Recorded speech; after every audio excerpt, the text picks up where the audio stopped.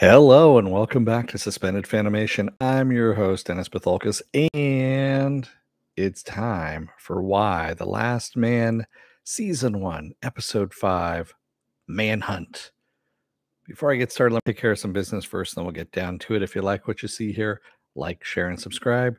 If you're still on the fence about subscribing, take a look at the video that pops up at the very end here. YouTube takes the algorithms of all the stuff you've been watching and tries to match it as best as possible to one of the videos in my vast video library and pops up there just for you. And if you like what you see there, hit that subscribe button down below there. Also, if you want to know when I'll be on live again next, hit that bell down below. It's a 50-50 chance of YouTube actually notifying you. Best thing to do is go to suspendedfanimation.com. Take a look at the schedule I put up there. I change it out every week. Also, I have all the links to my social media on there and all the links to my pages as well.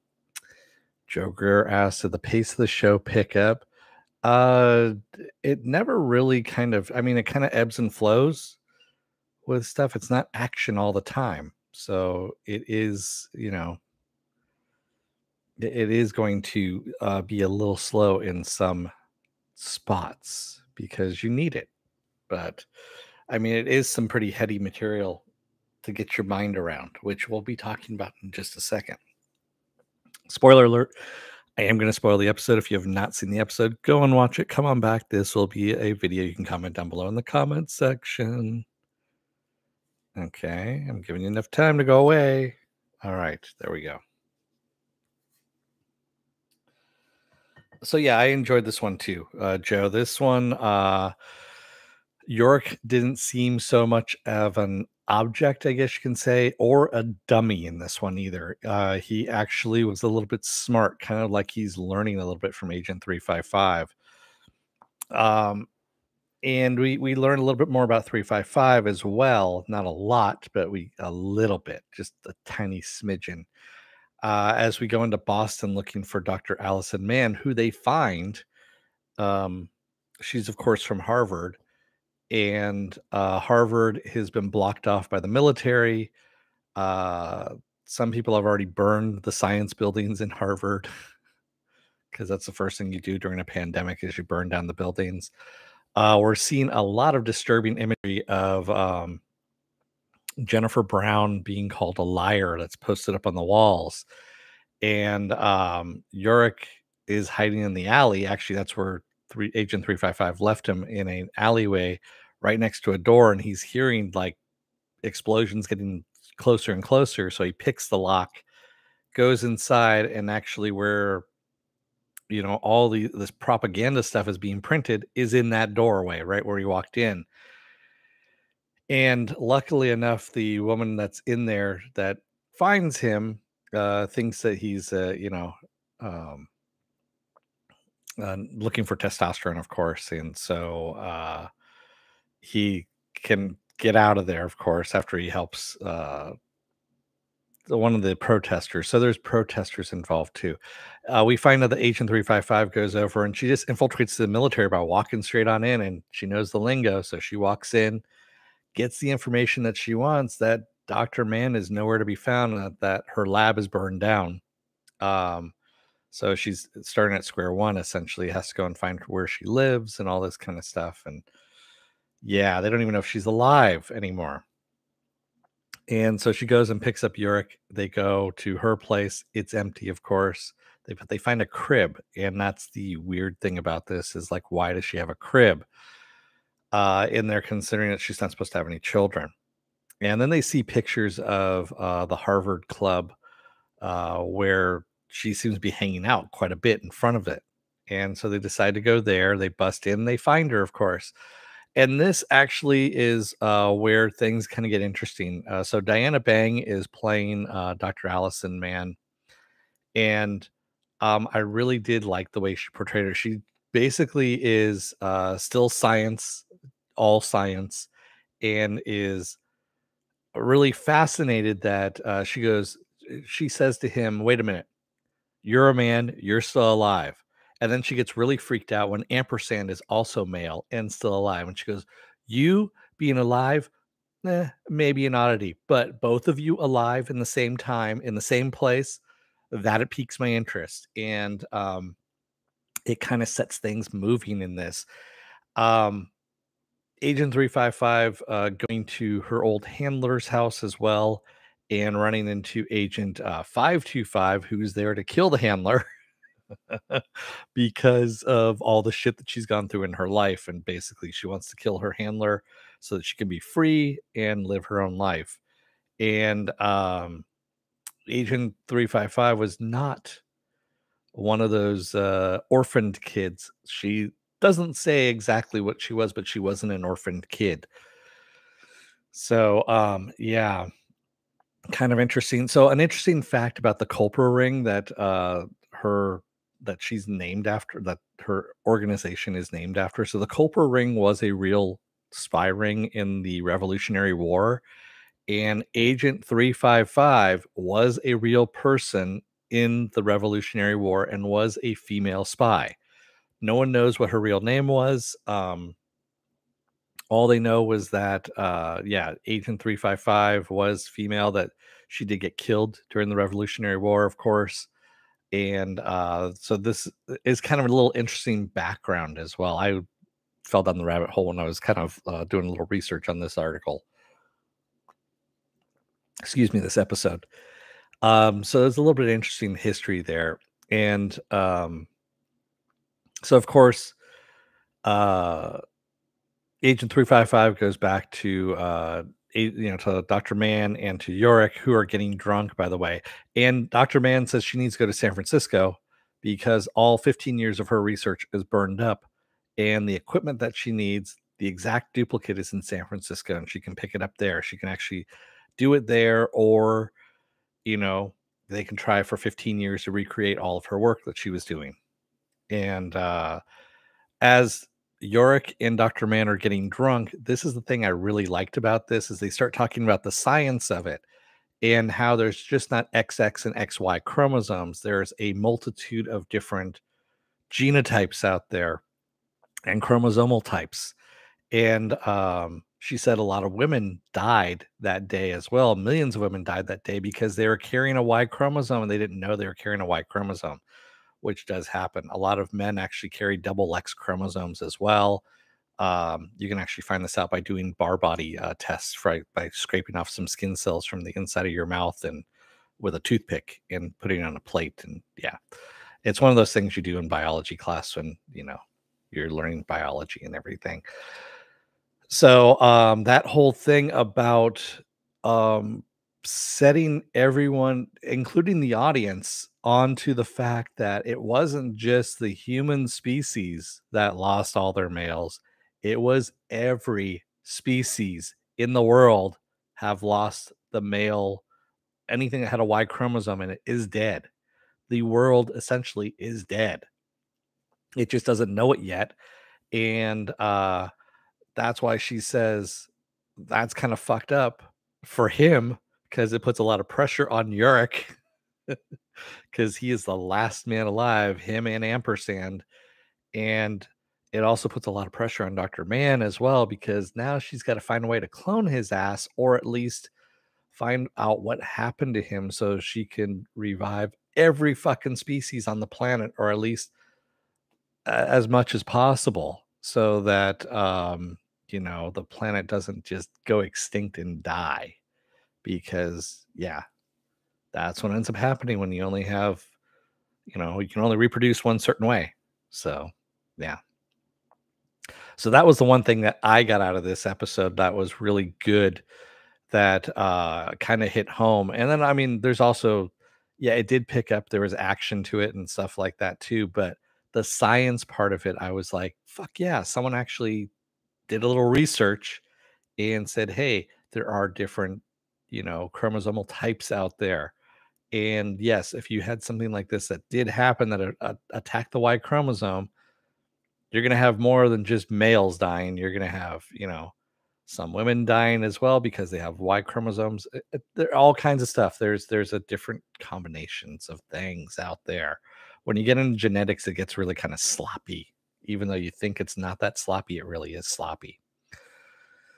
So, good episode. And of course, they end up, well, the other thing is too, before I get to that, Agent 355 broke the satellite phone on purpose.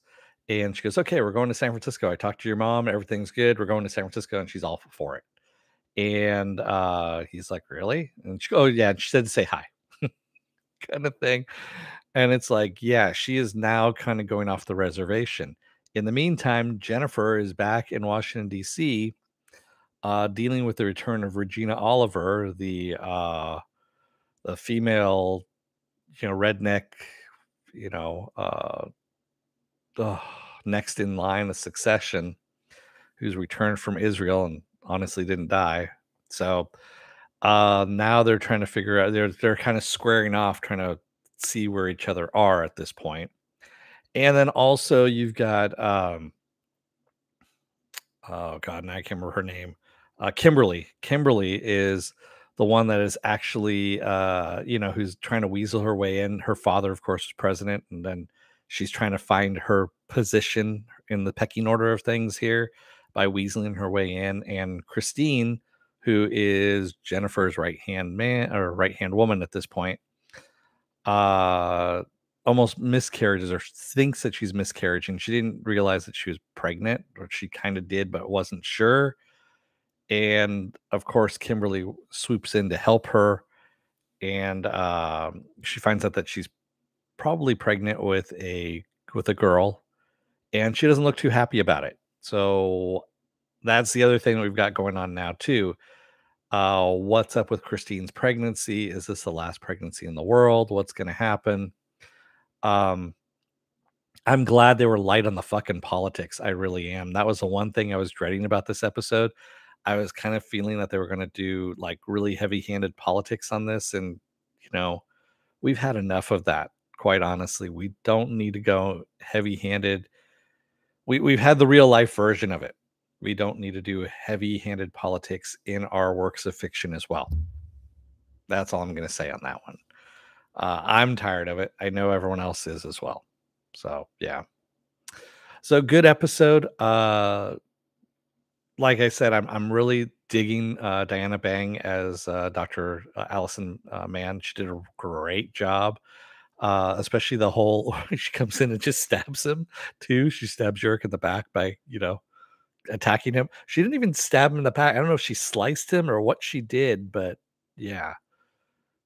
She had the butcher knife, and God, yeah, some funny shit on that one. So good stuff. I'm looking forward to next week. And again, we only have 10 episodes in this, so we're at the halfway mark right now. And yeah, so we only have 5 more weeks and then done. So we'll see how this goes. And it's moving fast. It really is moving fast. We'll see what happens, how far they get into the book, or books, I should say. Again, it was only 60 issues, the comic, and it moved fairly slowly. So this is moving like at light speed compared to the comics that they're based on. Oh, and the other thing too is it will be what did the Culper ring know about what happened? Because we probably will never find that out, because all the men that were in charge are dead. But they moved all these women into positions of power, or positions of governmental power, I should say, the day before all this stuff happened. Were they aware of this, that this was going to happen? That's the other thing too. And there is a subplot in the book that I'm wondering if, well, I kind of have a feeling they are going to bring it up in the series, because of what Agent 355 is wearing. Um, so I have a feeling that's going to happen, but we'll cross that bridge when we come to it. I'm not going to spoil it for anybody. And it's just kind of an interesting aside for those of us that have actually read the comic and are looking forward to this. And hopefully they kind of clean up that ending a little bit. That ending that was in the book was a bit muddied, shall we say, and very indistinct. So I'm hoping there's a more definite ending on this one whenever they get done with the series. Which again, like I said, I can't see this going beyond 3 seasons. It's way too much. They're already accelerating it as it is. So I'm guessing they're looking at either 2 seasons or maybe even 3 seasons at this point. So, and I'm okay with that, quite honestly. Because, yeah, I mean, the books went really slow. So, with that said, what else do I have going on this week? Well, tomorrow I'm off. Wednesday will be What If? What If? Thursday will be Doom Patrol. Yes, that's right. Episode 4 of Doom Patrol. Friday, I'm going to be off. Saturday will be Saturday Morning Blast Off, where I take the genre news of the weekend and genre stuff you guys want to talk about. We talk about it. Sunday will be spoiler alert.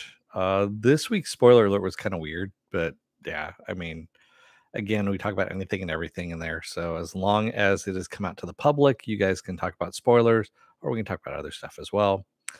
And then, of course, we roll back around to Monday with Y, The Last Man. So, yeah. Jokers, I need to catch up on Doom Patrol. Yes, you do, man. It's one of the best shows on TV. It really is. And yeah, season 3, episode 3 was bonkers, but was fun. It really was. Oh man, yeah. Looking forward to more Doom Patrol. I really am. So, and there's a lot of stuff that's coming out. There is a lot of stuff coming out next month as well. And if you ever want to know where that stuff is, what's coming out, go take a look over at suspendedfanimation.com. I have my schedule up there of what's coming out every week. And then also I have what's coming up in the future. If you click on that see more or show more little button, it pops it open and it says future stuff. And so I've got all the dates of all the other stuff that's coming out. So like when Dune is coming out to theaters here in the US, Hawkeye, even Cobra Kai season 4. I've got all that stuff posted up there. So yes, it's on my about page. Exactly. That's exactly it. So thank you to everybody joining me today in the chat. Joe Greer was the only one that was chatty, but I know there was others out there. And thank you if you made it this far in the video. If you're still on the fence about subscribing, take a look at the video that pops up at the very end here. YouTube takes the algorithms of all the stuff you've been watching and tries to match it as best as possible. One of the videos of my vast video library and pops it up there just for you. And if you like what you see there, hit that subscribe button down below there. And if you can, hit that like button, the share button as well. And if you want to know when I'm going to be on live again next, hit that bell down below. It's a 50-50 chance of YouTube actually notifying you. So best thing to do is go over to that page I just said, suspendedfanimation.com. Take a look at the schedule I have up there. Also, all the links are on to my social media are up there. And then also all the links to my pages are up there as well. So this YouTube channel page, a Facebook page. And if you still have Facebook, there's a Facebook group page where you guys can post stuff and chat amongst yourselves. So yeah, I just want you to interact a little bit too. Come on in and have fun, do all that kind of stuff. So thank you, everybody. I will see you again on Wednesday for What If. Until then, don't let the door hit your ass on the way out. Otherwise, you may get doused with some tear gas, and the only way to take care of it is to pour some milk in those eyes because that shit's going to burn. Thanks, everybody. I will see you again on Wednesday. Until then, stay safe, be well, take care, wear those masks, get those vaccine shots. Stay safe out there, everyone. Thanks, everyone. Have a good night.